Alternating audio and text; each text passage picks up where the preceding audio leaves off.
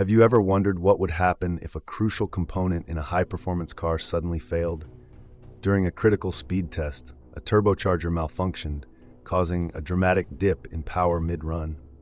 Engineers were left puzzled, as this unexpected hiccup revealed unseen flaws in the turbo system's design. The incident not only highlighted the potential risks associated with high-tech automotive components, but also the need for precise calibration and thorough testing. This mishap serves as a stark reminder of the thin line between cutting-edge engineering and disastrous failure.